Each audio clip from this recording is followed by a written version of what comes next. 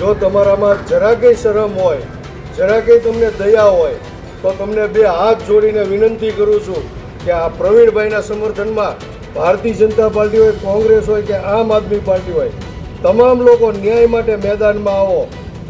બોટાદમાં કોળી સમાજના આગેવાન અને સ્થાનિક સ્વરાજની ચૂંટણીમાં આમ આદમી પાર્ટી તરફથી જીતેલા એક ઉમેદવાર ઉપર જીવલેણ હુમલો થાય છે.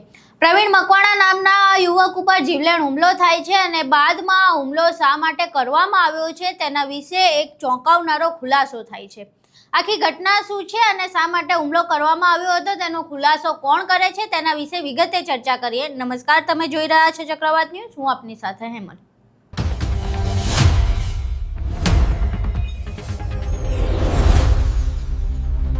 બોટાદથી આમ આદમી પાર્ટીના મેન્ડેટ ઉપર તાલુકા પંચાયતમાં પ્રવીણ મકવાણા નામના જે ઉમેદવાર છે તે ચૂંટણી લડે છે. ચૂંટણીના પરિણામ સામે આવે છે અને તેઓ ચૂંટણી જીતી જાય છે અને બાદમાં હજુ તો પરિણામ આવ્યાના ગણતરીના દિવસો પસાર થાય છે ત્યાં તેમની ઉપર જીવલેણ હુમલો કરવામાં આવે છે. હાલ આ ઉમેદવાર જે જીત્યા છે પ્રવીણ મકવાણા હોસ્પિટલમાં સારવાર હેઠળ છે. તેમના 2 હાથ ફ્રેક્ચર કરવામાં આવ્યા છે, 2 પગ ભાંગી નાખવામાં આવ્યા છે અને જ્યારે તેઓ હોસ્પિટલમાં દાખલ છે ત્યારે કોળી સમાજના આગેવાન એવા રાજુ સોલંકી તેમને મળવા જાય છે અને તે પીડિત છે પ્રવીણ મકવાણા તેમની સાથે વાતચીત કરે છે, આખી ઘટના વિશે પૂછે છે કે શું બન્યું હતું શું નહીં અને બાદમાં મીડિયા સમક્ષ આખી ઘટનાનો ખુલાસો કરે છે અને તેમના ઉપર હુમલો શા માટે કરવામાં આવ્યો તેનો ખુલાસો કરે છે. અહીં સાંભળીએ રાજુ સોલંકી આખી ઘટનાનો ખુલાસો કરતા શું કહે છે. નમસ્કાર મિત્રો, આજે બોટાદના સબીહા પ્રાઇવેટ હોસ્પિટલ ખાતે પ્રવીણભાઈ નામના કોળી સમાજના યુવાન ઉપર પ્રાણઘાતક અને હિચકારો હુમલો કરવામાં આવ્યો છે.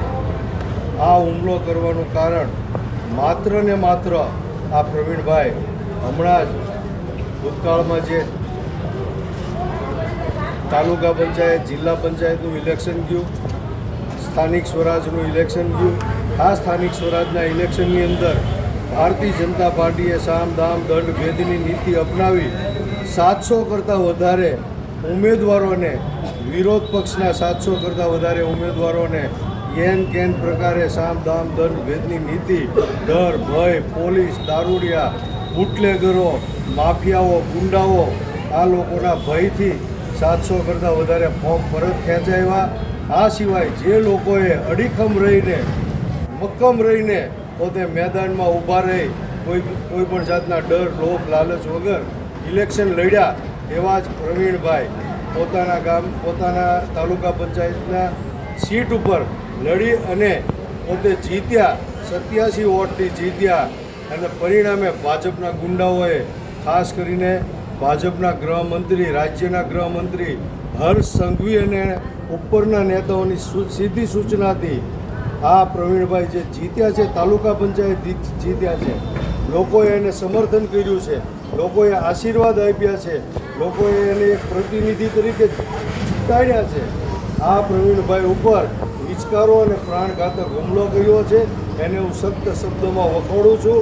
કારણ કે જે રીતે સામદામ દંડ ભેદની નીતિથી ભારતીય જનતા પાર્ટી એવું માને છે કે વિરોધ પક્ષ રહેવો જ ન જોવે, વિરોધ પક્ષ અમારી સામે કોઈ ઇલેક્શન લડવું જ ન જોવે, કારણ કે ભારતીય જનતા પાર્ટીને હવે ડર લાગી ગયો છે કે જે રીતે આમ આદમી પાર્ટીને ગુજરાતની જનતા આશીર્વાદ અને સમર્થન આપી રહી છે એ રીતે એ જોતા ભારતીય જનતા પાર્ટીના નેતાઓ, ઉચ્ચ નેતાઓ પોલીસને સાથે રાખીને, બુટલેગરોને સાથે રાખીને, ગુંડાઓને સાથે રાખીને આવા પ્રમાણિક અને નિષ્ઠાવાન જે ચૂંટણી લોકોના વોટથી જીતેલા છે આવા લોકોની ઉપર પ્રાણઘાતક હુમલા કરાવી અને એક ભયનો માહોલ ઊભો કરવા માગે છે.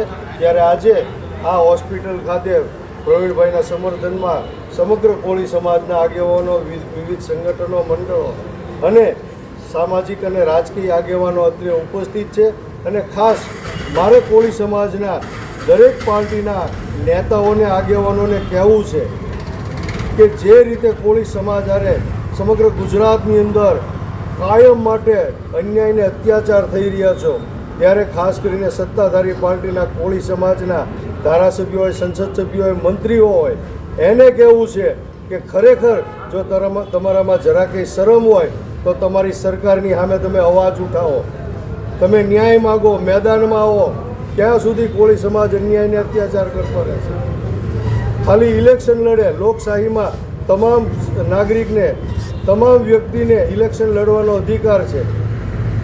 આ ભાઈ ઇલેક્શન લડ્યા, જીત્યા, તો એની ઉપર પ્રાણઘાતક હુમલો થયો, તો તમે ક્યાં સુધી મૌન બેઠા રહેશો અને ભાજપની કઠપુતલી બની અને આ બધું સહન કર્યા કરશો? તમે સત્તા ઉપર બેઠા છો, હવે તો તમે મૌન તોડો. હદ થઈ ગઈ છે. આ ગરીબ માણસો, નાના માણસો આ ગુલામ બનાવીને રાખી દીધા છે આ ભારતીય જનતા પાર્ટીના શાસનમાં. તમે લોકોએ જો તમારામાં જરા કંઈ શરમ હોય, જરા કંઈ તમને દયા હોય, તો તમને બે હાથ જોડીને વિનંતી કરું છું કે આ પ્રવીણભાઈના સમર્થનમાં ભારતીય જનતા પાર્ટી હોય, કોંગ્રેસ હોય કે આમ આદમી પાર્ટી હોય, તમામ લોકો ન્યાય માટે મેદાનમાં આવો અને આ પ્રવીણભાઈને ન્યાય અપાવવા માટે તમે અહીંયા પ્રવીણભાઈની મુલાકાત લ્યો અને તમે લોકો પણ સરકાર સામે અવાજ ઉઠાવો.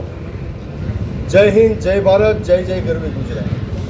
જે પ્રમાણેના આરોપો લગાવવામાં આવી રહ્યા છે એ પછી બ્રિજરાજ સોલંકી હોય કે ગોપાલ ઇટાલિયા હોય, તેમના દ્વારા એવા આરોપ લગાવવામાં આવે છે કે ચૂંટણી આમ આદમી પાર્ટીના ઉમેદવાર જીત્યા તેનો દ્વેષ રાખીને તેમના ઉપર હુમલો કરવામાં આવ્યો છે.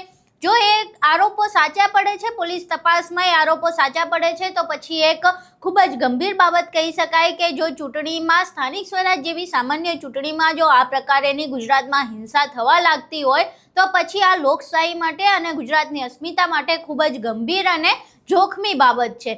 આખો વિડીયો જોયો, રાજુ સોલંકીના આરોપો તમે સાંભળ્યા, આખી ઘટના વિશે માહિતી મેળવ્યા બાદ તમને શું લાગે છે? શું આ હુમલા પાછળ કોઈ રાજકીય કારણ હોઈ શકે કે કેમ? તમારા મંતવ્યો અમને કોમેન્ટ બોક્સમાં જરૂર જણાવજો. વિડીયો પસંદ આવ્યો હોય તો વિડીયોને લાઇક કરજો, શેર કરજો અને અમારી ચેનલને સબસ્ક્રાઇબ કરવાનું ભૂલશો નહીં. નમસ્કાર.